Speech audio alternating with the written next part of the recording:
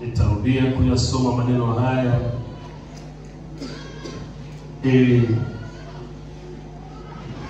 tende pamoja. Warumi, waraka wa Paulo mtume kwa Warumi sura ile ya 8 kuanzia aya ya 31. Neno la Mungu linasema, basi tuseme nini juu ya hayo? Mungu akiwapo upande wetu, nani aliye juu yetu? Yeye asiyemwachilia mwana wake mwenyewe, bali alimtoa kwa ajili yetu sisi sote, atakosaje kutukirimia na mambo yote pamoja naye? Nani atakaye washitaki wateule wa Mungu? Mungu ndiye mwenye kuwahesabia haki. Nani atakaye wahukumia adhabu? Kristo Yesu ndiye aliyekufa, naam, na zaidi ya hayo akafufuka katika wafu, naye yuko mkono wa kuume wa Mungu, tena ndiye anayetuombea. Nani atakaye tutenga na upendo wa Kristo? Je, ni dhiki au shida au adha au njaa au uchi au hatari au upanga?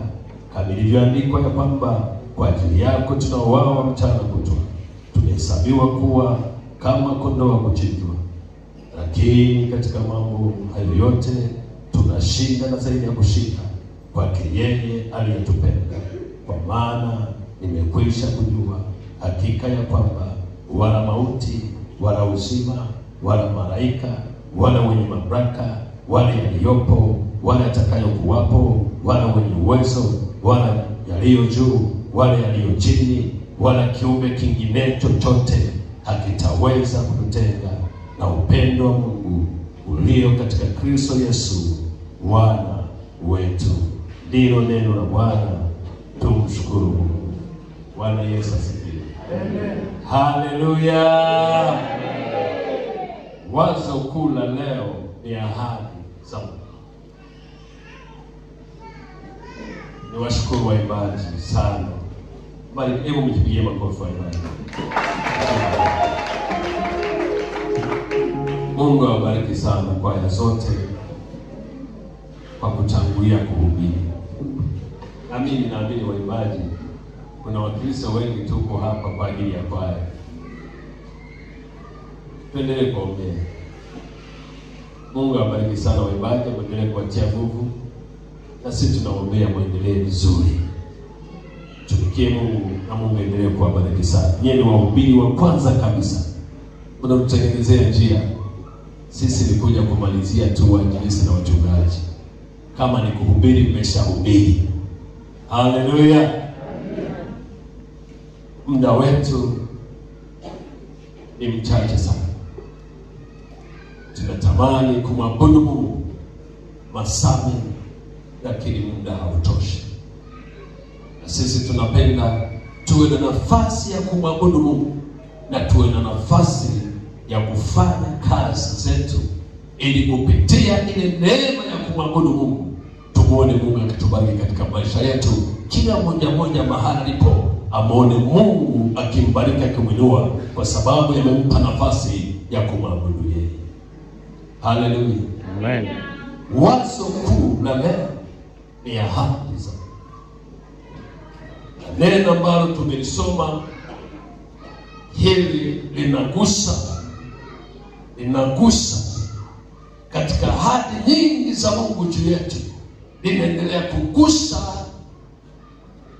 ahadi yake Mungu na mpango wake Mungu juu yetu. Anaposema na sisi juu ya neno hili, Mungu anachohitaji aendelee kuimarisha yale mahusiano yetu na yeye Mungu aliye hai, lakini ule ufahamu wetu na ule ushirika wetu na Mungu uendelee kuimarika kwa uhakika, tukiamini tunayemwabudu, tunayemtegemea, tunayemtumaini yeye aliyeumba mbingu na nchi. Ahadi zake ni za kweli. Hilo ndio neno kubwa. Bwana, tunasema kazi ya kanisa, Mungu aliruhusu kanisa lake liwepo ili kuandaa watakatifu wake na watu wake hapa duniani kabla hawajaenda mbinguni. Haleluya. Maana ya ahadi, unajua, linaweza likawa na mambo mengi sana neno la ahadi. Ahadi kila mtu anajua. Ni makubaliano, ahadi. Unaahidiana watu wawili. Watu wawili, mtu mmoja na mtu mwingine, juu ya mambo fulani. Hata wakati mwingine tunapokopana au kusaidiana huwa tunaahidiana.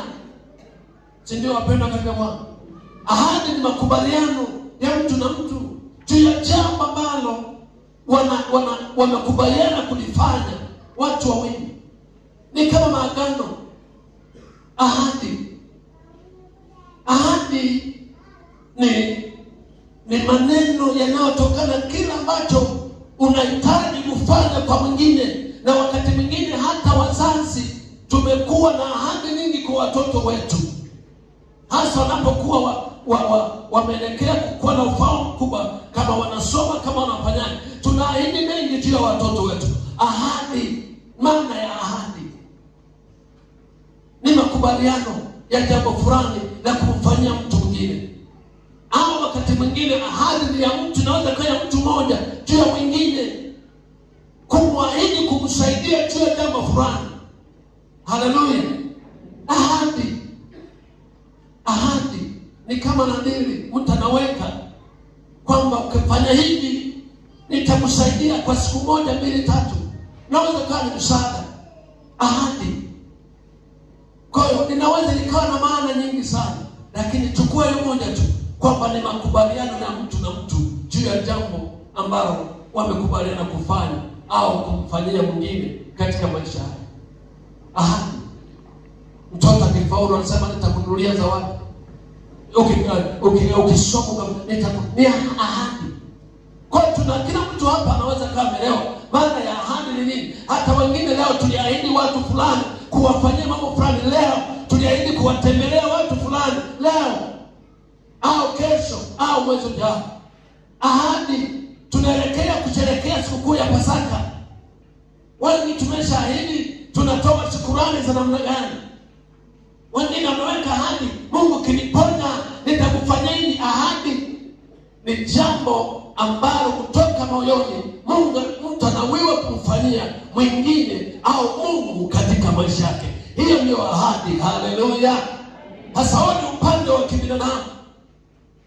Tunapoenda kwa upande wa Mungu mwenyewe, aliahidi toka mwanzo. Mungu ahadi zake ni kuona mwanadamu aliyemuumba anaishi maisha mema, anaishi maisha baraka. Tunaweza tukajua mfano hata wakati Mungu anamwahidi Ibrahimu ya kwamba toka katika nchi ya Wakaldayo uende nchi ya Kanaani ili nikubariki. Anamwahidi, akikubali akatii, anapokea zile ahadi za Bwana. Bwana Yesu asifiwe. Ashukuriwe Mungu. Nimezungumza pande mbili za ahadi, upande wa mwanadamu na upande wa Mungu. Ashukuriwe Mungu. Yeye maandiko yanasema akiahidi ameahidi. Isoma Hesabu sura ile ya 23 mstari wa 19. Maandiko yanasema Mungu si mtu hata aseme uongo, wala si mwanadamu. Kwa hiyo akiahidi yeye anafanya. Haleluya. Yeye anafanya. Alipoahidi kwamba agano nitaweka agano jingine baada ya agano hili kushindikana, alipoagana na wana wa Israeli kila anayofanya wana wa Israeli hawatimilizi maagano ya Mungu, Mungu akabadilisha. Ukisoma Yeremia sura 31 anasema Mungu anatengeneza agano jingine. Kwa maana gani? Ya kumwandaa Yesu, kumtoa kwa ajili yetu, liwepo agano ambalo si la sheria tena, bali liwe ni agano la neema ya Mungu ndani ya Yesu Kristo. Haleluya. Mungu anaahidi, na alipoahidi akafanya. Ndio maana tuko majira ya Kwaresima na tunaelekea kumaliza nini. Tunakumbuka ahadi ya Mungu aliyoahidi ya kumtoa Yesu kwa ajili yetu, kuja duniani kutuokoa na kutuweka huru, ili tuendelee kuwa na furaha katika maisha kama Mungu alivyokuwa amekusudia katika bustani ya Edeni. Haleluya. Ahadi inatimizwa, Mungu anaangalia na kuitimiza ndani ya Yesu. Sasa maandiko haya yaendelea kutukumbusha maneno mazuri sana. Maandiko haya ya Warumi, waraka wa Paulo, mwandishi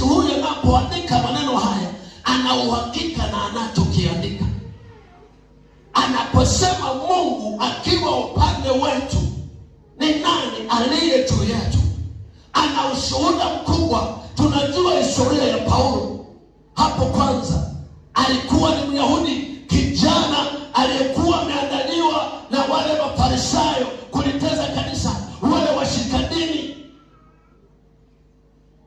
Analiteza kanisa.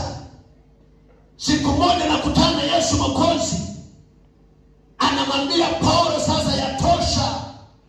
Umeniteza kanisa, yatosha. Umeniudhi, yatosha. Akajaribu kutazama huku na kule. Mungu akamwambia wakati umefika, yatosha. Haleluya. Akapigwa upofu. Akashangaa. Kwa Paulo anapoandika maneno haya, ana uhakika na anachokiandika. Mungu akiwa upande wetu, ni nani aliye juu yetu?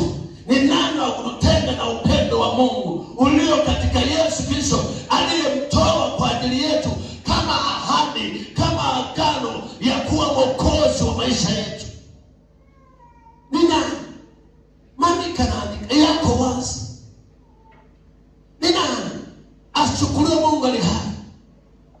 Ni maneno mengi yamezungumzwa hapa. Ni nani mpendwa katika Bwana? Nasema tunakumbushana tuka maneno haya. Wakati huu wa Kwaresima, tunapoelekea kusherehekea sikukuu ya kufufuka, kufa na kufufuka kwa Bwana wetu Yesu Kristo, hii ni sehemu ya ahadi ya Mungu aliyoiahidi kwetu, iliyodhibitishwa na kuhakikishwa na ambayo iko hai. Mpendwa katika Bwana, huwa napenda kusema siku zote, sisi ambao tuko ndani ya Yesu, katika ahadi ya Mungu aliyoahidi ya kumwamini Yesu, sio watu wa kawaida. Na nasema kila wakati, ulimwengu ulionao sasa wenye shida na dhiki mbalimbali, walio ndani ya Yesu ndio wamebaki salama katika jina la Yesu. Makofi kwa Yesu Mwokozi aliye hai. Walio ndani ya ahadi ya Yesu, ndani ya Yesu, ndio walio salama. Biblia inasema wazi, ni nani kutenga na upendo? Kusoma ule mstari wa 35, anasema ni nani atakayetutenga na upendo wa Kristo? Je, ni dhiki au shida?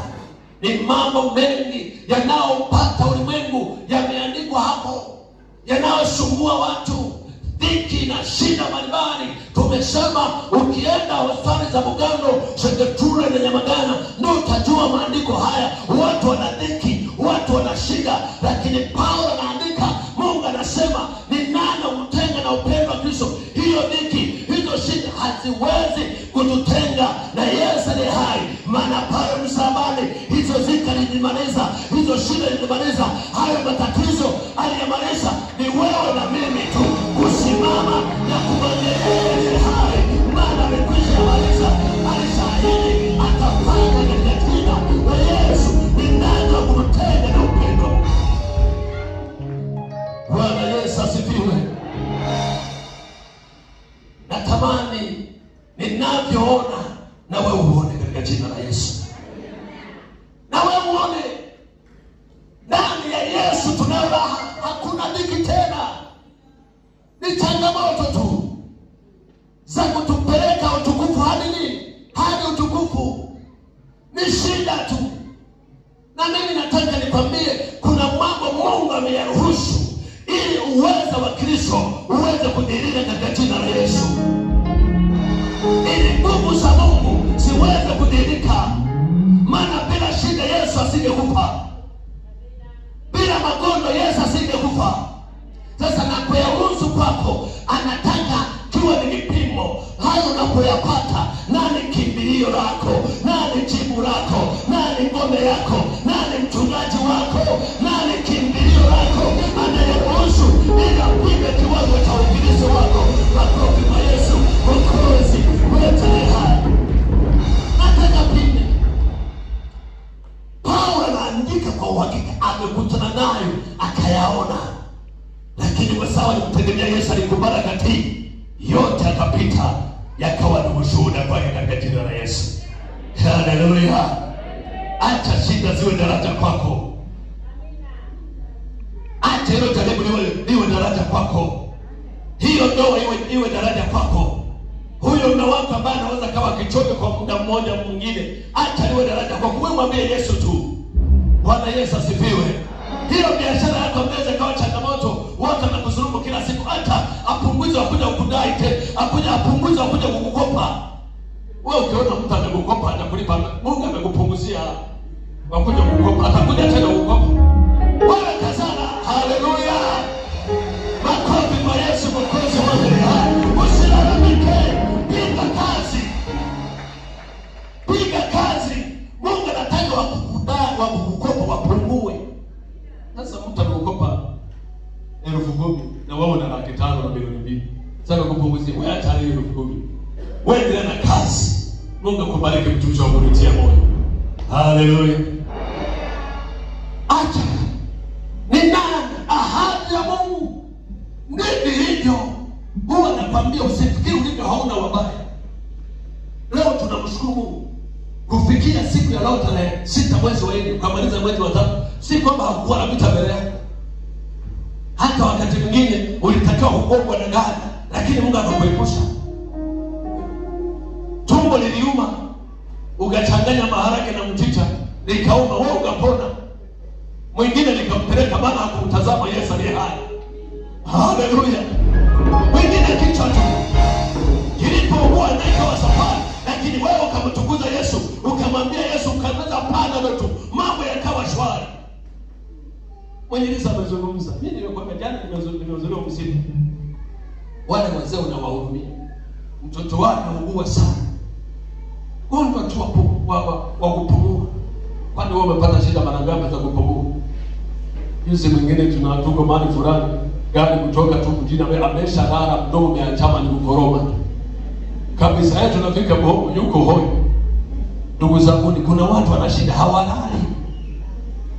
Ikifika saa 9 za usiku wakiangalia keji mpaka kuku zinawika. Wewe unalala, unaweka ara ya kukuamsha.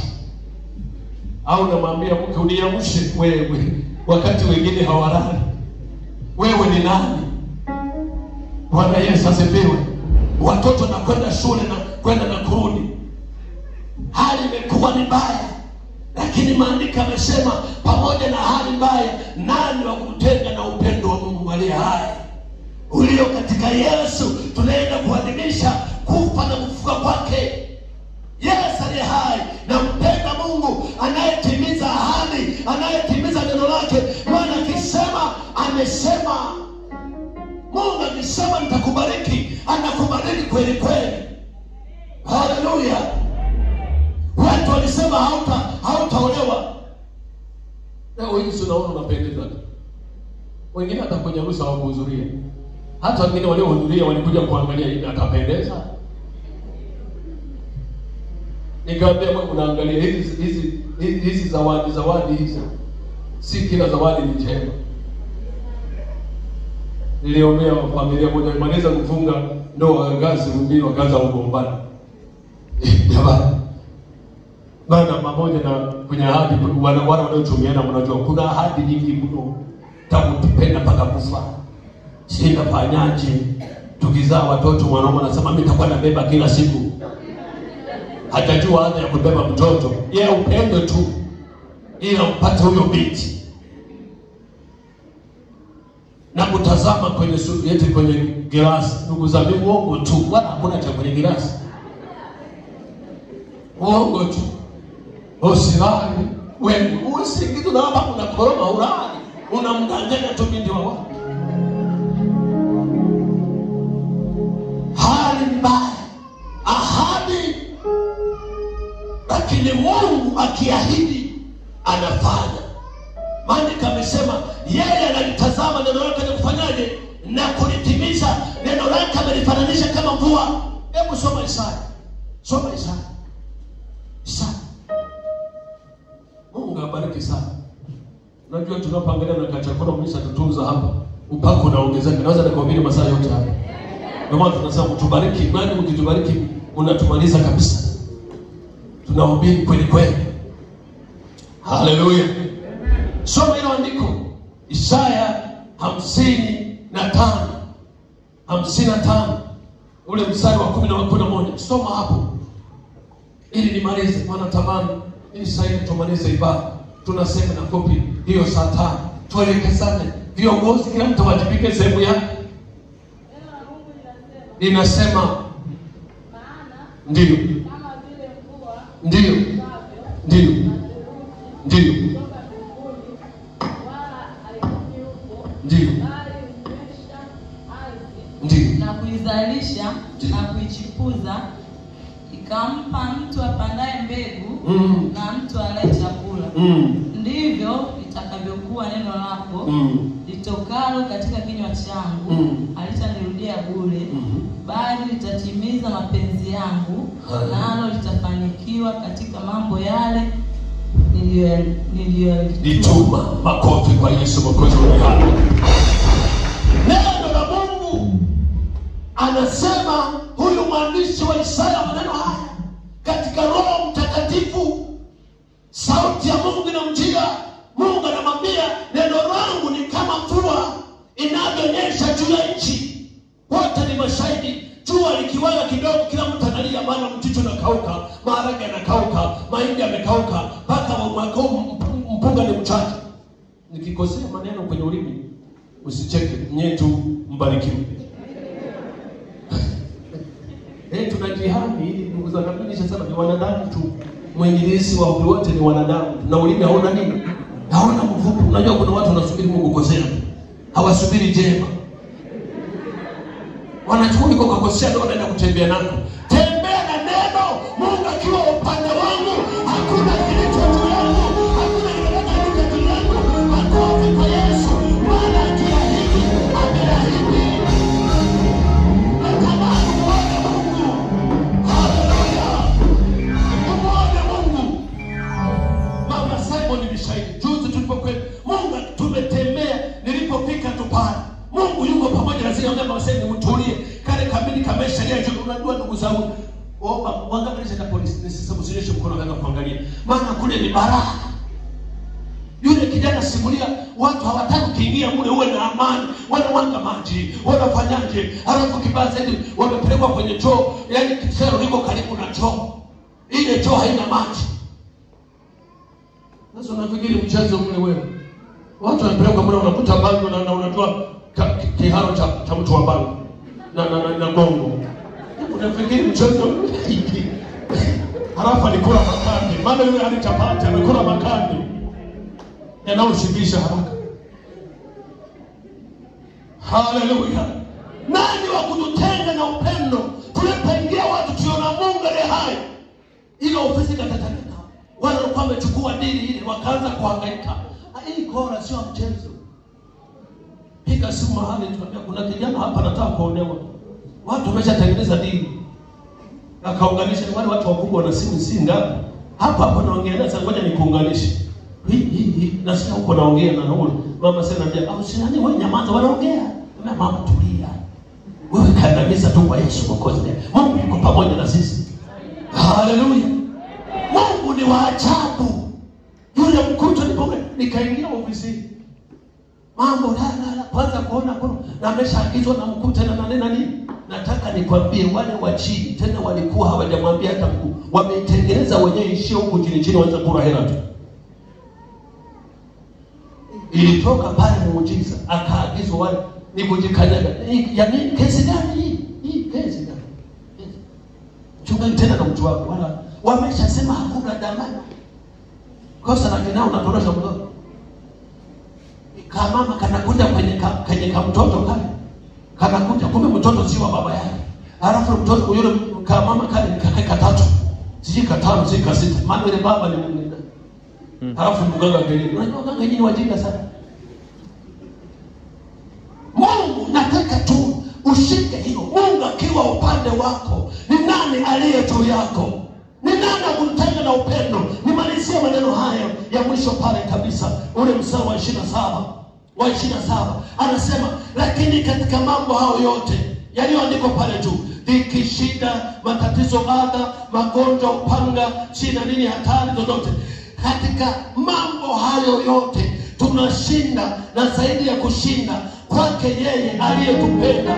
Maana nimekwisha kujua katika ya kwamba hakika wala mauti wala uzima wala malaika, yako mengi yameorodheshwa pale ya kila namna ya duniani humu, ambayo Mungu amesema ndani ya Yesu hayawezi kututenga. Nataka nikwambie Mungu leo, Roho mtumishi wa Bwana, mtu wa Mungu yuko hapa, ndani ya Yesu uko salama, ndani ya Mungu uko salama, niko salama, roho yako iko salama, watoto wako wako salama.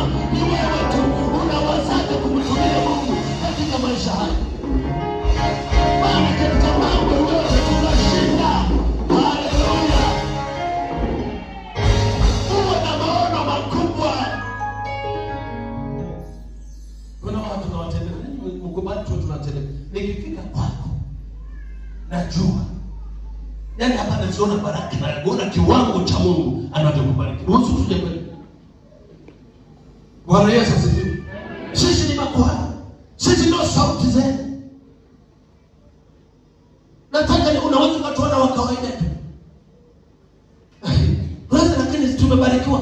Yaani ukijua nafasi yako kwa Mungu, hakuna wa kuzuia baraka zako. Hakuna wa kuzuia maisha yako. Watu wengine mko huko, mpaka ndugu zenu waliwatenga, lakini leo wanawatafuta. Maana Yesu analipa, Mungu analipa, wanawatafuta. Hata upitia hapo unapopita, ili Mungu afanyeje? Atukuzwe. Haleluya. Yule kipofu anaambiwa na wale Masadukayo, wale Wayahudi waliokuwa wameshika dini baada ya kumshika Yesu, usiseme Yesu ndiye kuponya. Halafu anasema hivi, kati ya hao nani ana damu? Nani hata zaliwa huyu kiwete nini? Watu wanafikiri kuwa na shida umefanya dhambi. Hakuna. Mungu ameruhusu ili kupitia hiyo shida yeye atukuzwe. Nilishakwambia ili ujue upendo wa watu kwa wako kwako, pata shida kidogo ndio utajua anayekupenda na sema fanya. Sasa wewe usipate shida ukaanza kulia sana. Mwambie Mungu acha niishi. Mwambie tuwe niishi. Hapo ndoto zako za kujenga ile nyumba nzuri kubwa, safe tena ndani kwa ndani, yasiondoke. Mwambie Yesu, hili najua linapita. Jenga nyumba, naambia nyumba mkisha jenga, nunua gari. Tunataka hapa parking, mliweka parking, sio kwamba Mungu alikusudia hapa gari ziwe salama, gari zetu. Mimi naambia kabisa Mungu ataleta ufunuo. Niwaambie hizo melekao, sisi tunawaza gharama ile kwenda hapo. Mmoja unafanya hapo, tukiunganisha pamoja, tena watu wanaongezeka. Inawezekana wale wafanya hapa ni wachache. Sasa wewe tunaongezeka. Tukiwa na umoja, kila jambo kwa Mungu linafanya linawezekana. Maana Mungu akiwa upande wetu, kwake hakuna linalofanyaje? Linaloshindikana. Maana neno lake ni kama mvua. Na wakati wa mvua ikinyesha, mchicha maji mpaka kuna mboga zingine, hata ukikuta mtu anachuma pako nani mboga hii si mwisasa sasa, yaani kila majani ni mboga. Na mimi nishawaambia hivi, wewe usichokula, wewe nyamanza tu. Wengine paka ni chakula, paka hawa mbwa wanatafuta. Ndio kuna mtu akiwa umefuga mbwa halafu na majani hivi anakushanga mboga nzuri. Wewe panya unazitengenezea mtego na paka, wao wanakula paka. Wengine ni mboga wanazifuga, wanasema John tena ndio ananunua mchele kabisa na mahindi ili ziongezeke. Akiona kipiga mahesabu zinakimbizana, ndio anaanza kutafuta kuzikamata. Ni mboga. Halafu wewe unasema eti mwingine eti kitimoto. Kitimoto wewe, kuna nyama, kuna mboga nzuri kama kitimoto.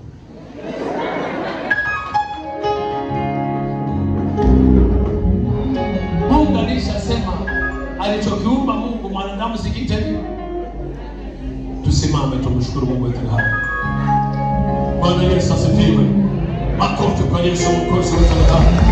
Leo tunapia kumshukuru Mungu.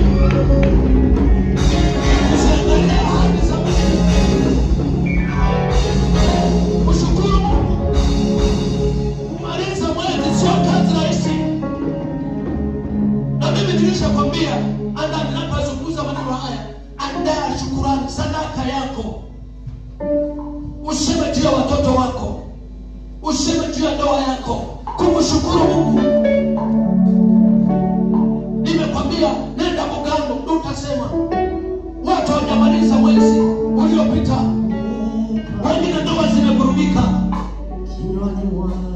Naomba tunyoshe mkono wao. Tunahitaji bahasha. Tunapenda na yeye. Beba bahasha zile. Naomba bahasha. Mshukuru Mungu mpendwa. Hakuna kumwona Mungu bila sadaka. Bila familia sio maji wala mafuta. Nyosha mikono yako patana. Alafu kama unahitaji raha, unaandika kwa sadaka yako. Subiri kidogo. Tunataka watu wapate baraka. Hebu nyosheni naomba wazee kanisa. Watu tumuone Mungu.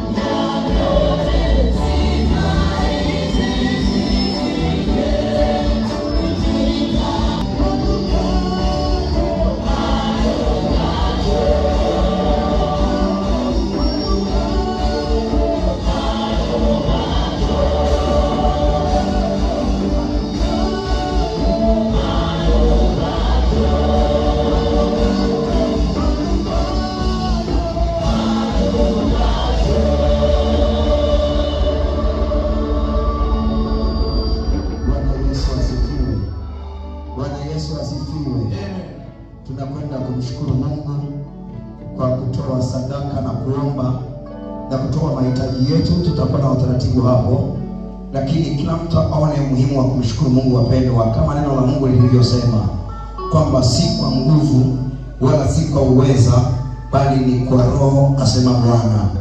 Ukisoma maandiko katika kitabu cha kwanza cha Samueli sura ya 5 ukianzia aya ile ya 6 na kuendelea, utaona vile Waisraeli waliopiganiwa na Mungu wakiwa wamelibeba sanduku la Bwana.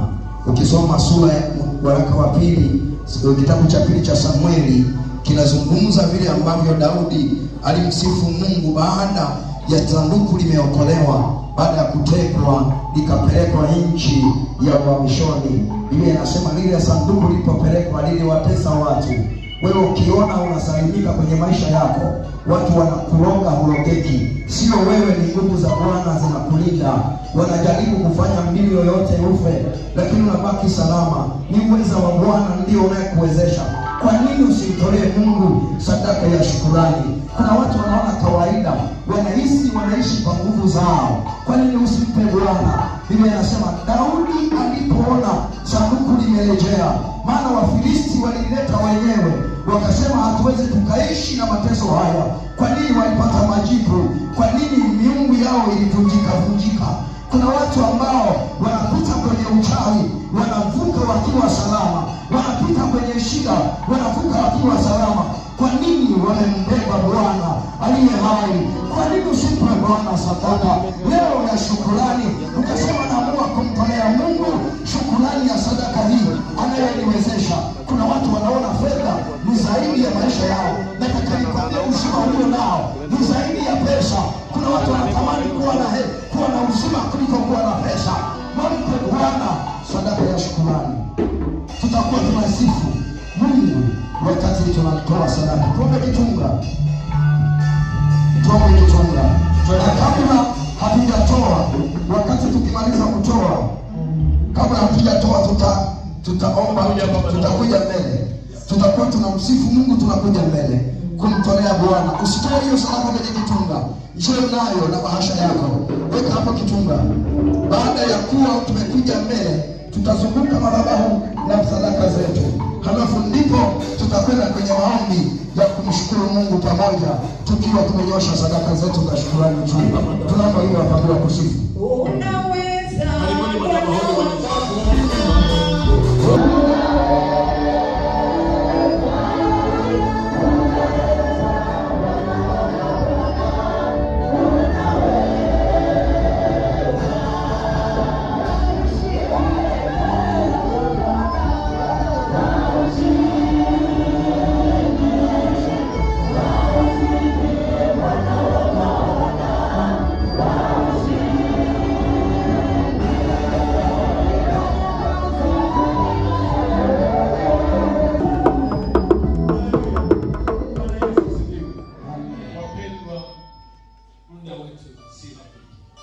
Unaweza angalieni tu hii Bible.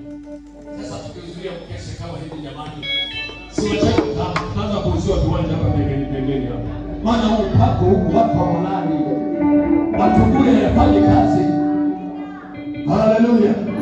Mungu yu hai. Tena naangalia kwenye kitu moja na bibi moja na danganya watu mafuta na chumvi, lakini mama yake ameenda kutibia Afrika Kusini. Mama yake hapo mafuta. Yaani najua mafuta ni Mungu na dawa iko kwa Yesu mkozo yako. Sio mafuta. Haleluya. Shika sadaka yako tu. Natamani kila mtu aone Mungu katika maisha. Ofisi, kazini, kwenye biashara, umiliki pesa ili tumtumikie Bwana. Pesa ni za Mungu, wala sio shetani. Watu nafikiri mafanikio kwa Freemason hakuna, wala ni wezi. Baraka za kweli ziko kwa Mungu, na madhabahu hii ipo kwa ajili ya kutubariki. Mwambie Mungu asante kunigusha mwezi wa 3. Mwezi wa 4 ni kuona kwa viwango vingine tena. Uliokuwa unawadai mamilioni ya fedha wakulipe katika jina la Yesu. Watu waliokuonea wakukupiga katika jina la Yesu. Mungu akuinue. Bwana fungua milango ya fedha. Umalize ile nyumba. Wewe una nyumba, upate mafanikio makubwa zaidi. Umiliki gari. Kama sio wewe unatembea kwa mtu. Pata gari. Hapa pikipiki. Na pikipiki zina gari. Mungu abariki. Mwambie Bwana juu ya watoto wako, juu ya ndoa yako, mume wako na mke wako. Hata tuombe, tumshukuru Mungu na kupitia shukrani hizi sadaka, tumwambie Mungu tuendelee kunena baraka. Asante Bwana, nenda mbele za Bwana. Fumba macho yako, mwambie Mungu juu ya shukrani hii iliyoko kwa ajili ya mwezi huu tena. Bwana kuone maneno Jumapili ya kwanza ya mwezi wa 4. Mungu wangu Baba, katika jina la Yesu, Mwokozi wetu ni hai. Umesema nasi neno lako asubuhi ya leo Bwana, ahadi zako ni za kweli. Mungu ukiwa upande wetu, ni nani aliye juu yetu? Hayupo na hatakuwepo. Yameorodheshwa katika jina la Yesu na kwa damu ya Yesu, kupitia sadaka ya Yesu. Tunalipanga na kusimama kuweza malipindi lisasi, kuweza magonjwa, mikosi, laana, mauti ya jani, umasikini, shida, ada, dhiki, vyote vikanyamana tena. Pia watoto wako, tawala kanisa hili, tawala watoto wako, mipango ya kanisa hili. Bwana ukaibariki, bariki jumuiya zetu, bariki wazee wa kanisa, bariki Bwana viongozi wote, bariki kwaya zetu zote. Wewe ni Bwana. Baba, kila mmoja kwa nafasi yake akauone mkono wako na baraka zako. Na achilia baraka zako Bwana juu ya watoto wako, kila mmoja akauona ushindi wako katika jina la Yesu. Mbingu zikaendelee kufunguka. Wewe ni Bwana. 2025 Bwana, tukayashuhudie matendo makuu yako. Tabu, pokeeni baraka, pokeeni kuinuliwa, pokeeni kutukuzwa, pokeeni kufanikiwa. Mwezi wa 4 huo ni mwezi wa viwango vingine tena maishani mwenu, nyumbani kwenu, kwa kazini na sehemu zote. Bwana Baba katukuze. Awabarikini Mwenyezi Mungu Baba na Mwana na Roho Mtakatifu.